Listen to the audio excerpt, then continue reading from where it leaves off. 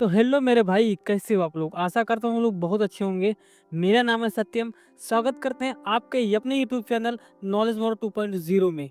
रोज की तरह ये हमारी 10वीं वीडियो है। इस वीडियो के अंदर मैंने भागफल व शेषफल के कुछ क्वेश्चन सॉल्व कराया हूँ। साथ ही मैंने कुछ टॉपिक जैसे अपना भाजक क्या होता है, भाज्य क्या होता है, भागफल क्या होता है, शेषफल क्या होता है, विद एग्जाम्पल सहित मैंने आपको कराया हूँ।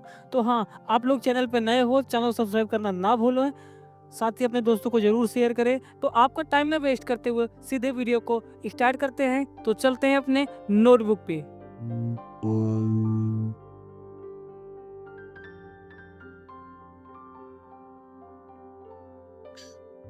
तो मैं आ गया हूँ अपने नोटबुक पर।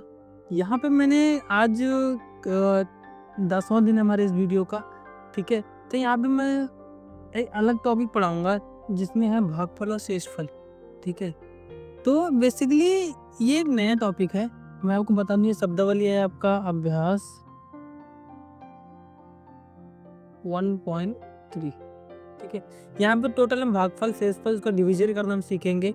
ठीक है, सबसे पहले जब आप पढ़ोगे ना तो उसमें कुछ डिफिनीशन होती है, जैसे भाज्य क्या होता है, भाजक क्या होता है, भागफल क्या होता है, शेषफल क्या होता है।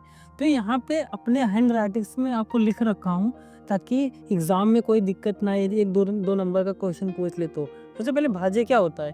भाज्य के इंग्लिश होती है उसको डिवाइडेंड बोलते हैं।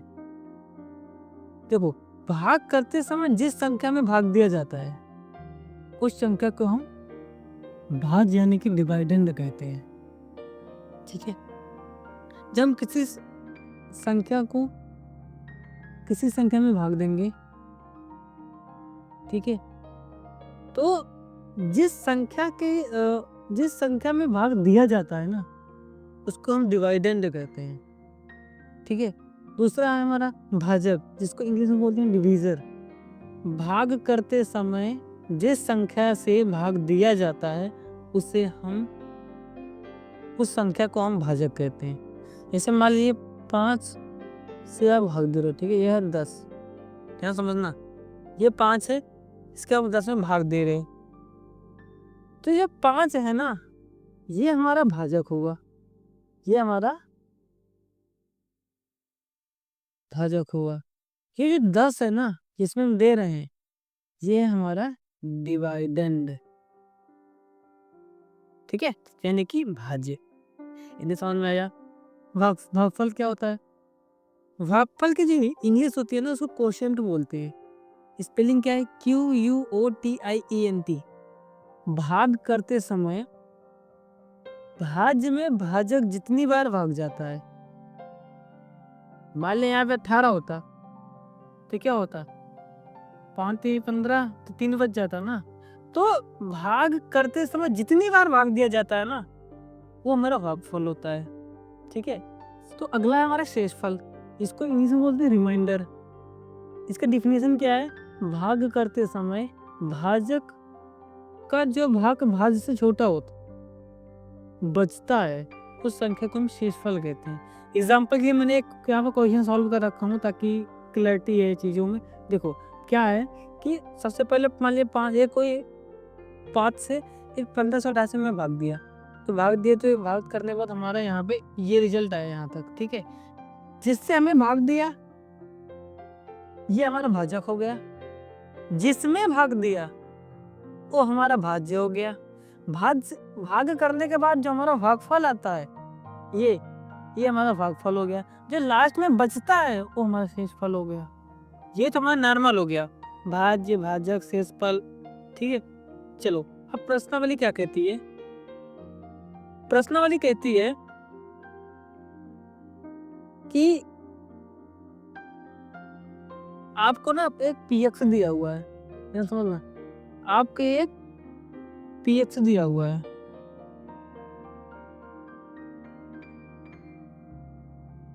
ठीक है, देखो आपको एक पीएक्स दिया हुआ है और एक क्यूएक्स दिया हुआ है। दो वैल्यू दी गई है आपको, एक पीएक्स दूसरा है क्यूएक्स। लेट्स सपोज पीएक्स हमारा दिया होगा आपको 14 1 से घात 2 प्लस 36x माइनस 7। ठीक है, लेट सपोज QX जो दिया है x माइनस 2, हम मान के चल रहे हैं ये क्वेश्चन में दिया हुआ है।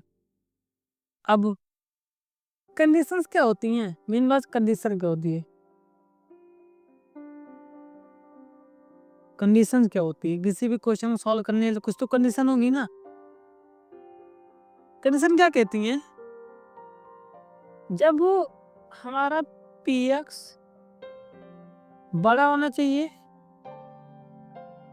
qx से, ठीक है, px हमेशा बड़ा होना चाहिए qx से, तभी हम भाग दे सकते हैं, तभी हम भाग दे सकते हैं, अन्यथा हम भाग नहीं दे पाएंगे। ये कंडीशंस होती हैं। ठीक है, देखो यहाँ पे x माइनस 2 है, दो तरीके से देखो कैसे दो तरीके से इसको हम सॉल्व कर सकते हैं। यहाँ पे px बड़ा है किससे, qx से, क्योंकि हमें हमेशा qx का भाग देना पड़ेगा किसमें, px में।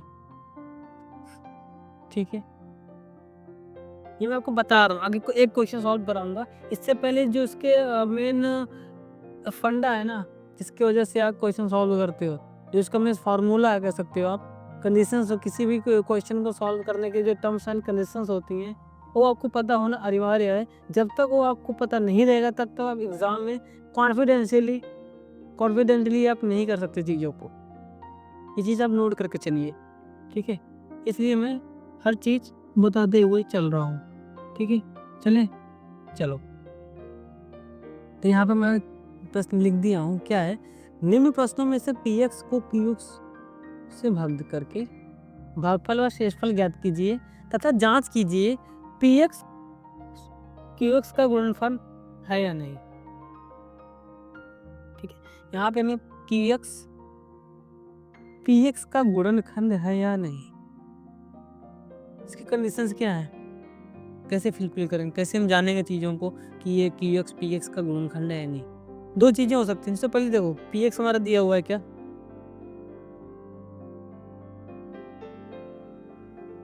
14x² प्लस 36x माइनस 7 कामा qx दिया हुआ हमारा x माइनस 2।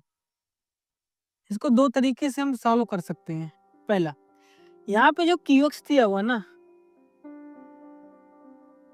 x माइनस 2, इसका मतलब x माइनस 2 बराबर 0, इसका मतलब x बराबर 2। यदि x की वैल्यू ही px में रख देना, देखो जैसे px है हमारा 14x² प्लस 36x माइनस 60, इसका मतलब ये हुआ कि 14 इंटू 2 का स्क्वायर प्लस 36 इंटू 2 माइनस 60 बराबर 14 इंटू 2 दूनी 4 प्लस में 36 दूनी 72 माइनस 60, इसका हो जाएगा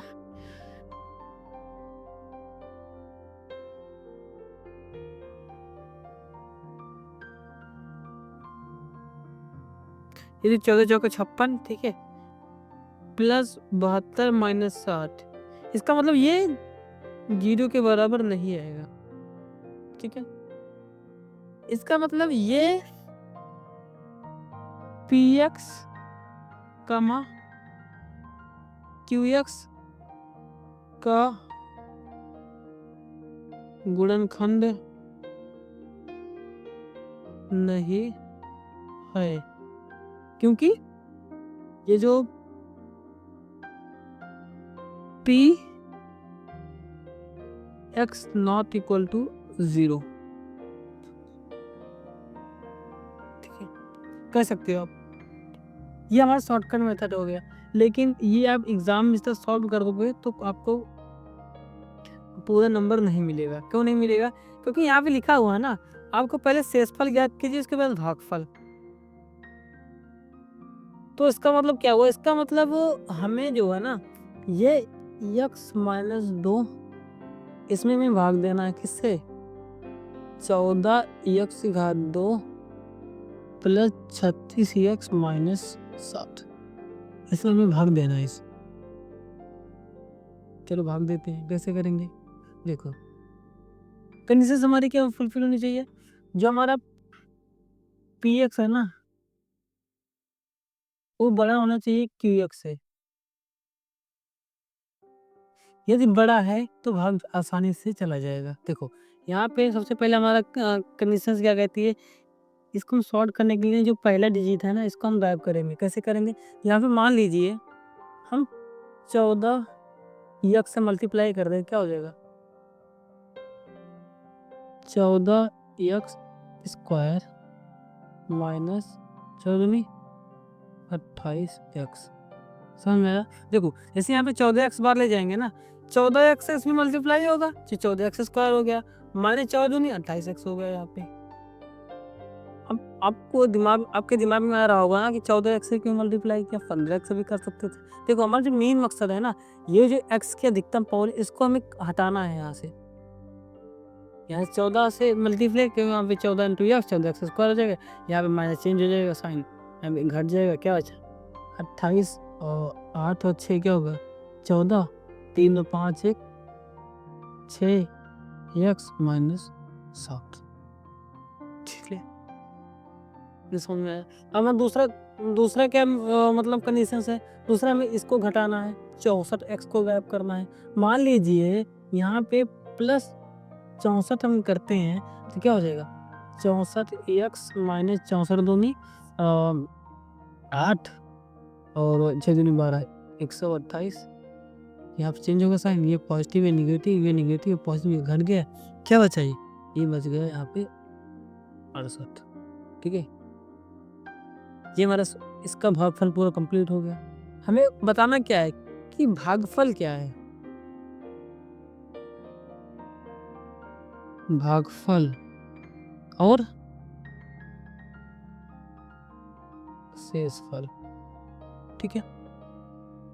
भागफल हमारा क्या है 14x प्लस 64, शेषफल क्या है 68। जो हमारा शेषफल है ना, शेषफल मान लीजिए ये हमारा, मान लीजिए इसको मान लेते हैं हम